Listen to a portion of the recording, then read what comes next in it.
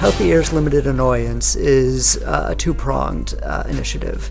Healthy Ears is based on sound exposure for those present at an event, making sure that within reason we're keeping them safe and not exposing them to significantly high risks of hearing damage, while the Limited Annoyance is looking at those who aren't attending the event but may be living nearby. I see Black Sabbath and the PA started on the stage and hit the proscenium. It was so high, it was massive, and I remember the next day at school everyone just going, that was just wicked, that was just brilliant, what an experience.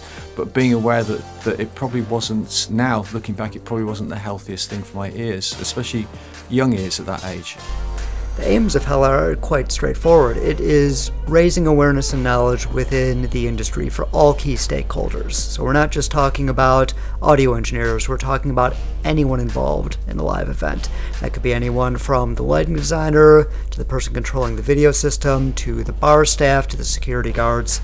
Anyone who has a stake in live events, this raises their awareness and understanding of the critical aspects involved in hearing safety and noise pollution as it relates to live music. We don't have a clear understanding of the terms, which means we don't have a common vocabulary. If we don't have a common vocabulary, then we can't understand what we're saying to each other. So understanding the importance of sound pressure level, understanding about the ways we describe sound pressure level is really important to me.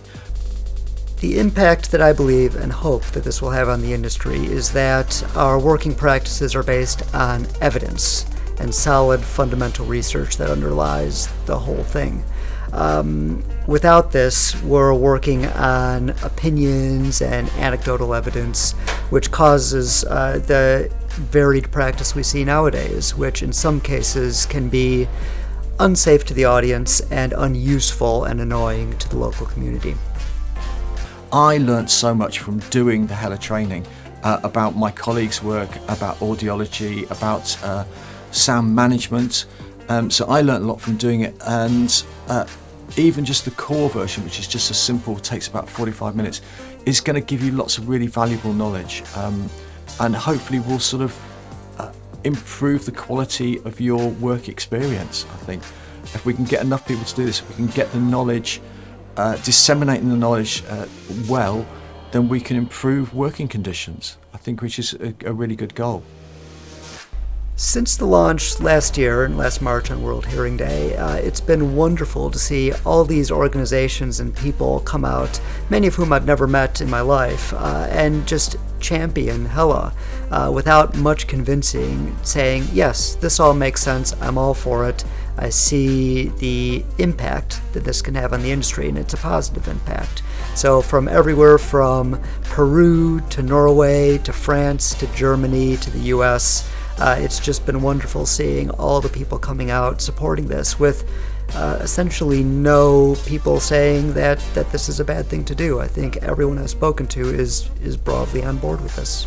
Originally we just started this with an audience that we just thought was our fellow sound engineers, but as soon as we started writing, we started thinking, actually this has got to be for everybody. This has got to be everyone who is in a venue, the bar staff, the security, anyone who's working in that environment, especially if you're working for a very long period of time. As a sound engineer, I come up to the desk, I maybe mix a show for an hour and a half.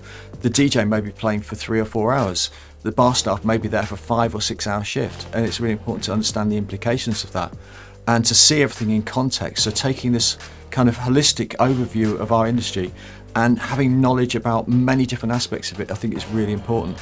From the more complex, complete side of it, you're going to get an understanding of so many different areas that you probably didn't know about. I hope the future sees HELA as the standard for professional event sound management, where it's not the exception that a venue has become HELA certified, but it's the norm, where artists go into venues expecting to see the little HELA sticker on the door to just give indication that they're thinking about these things. They're thinking about taking care of the audience and taking care of the local community.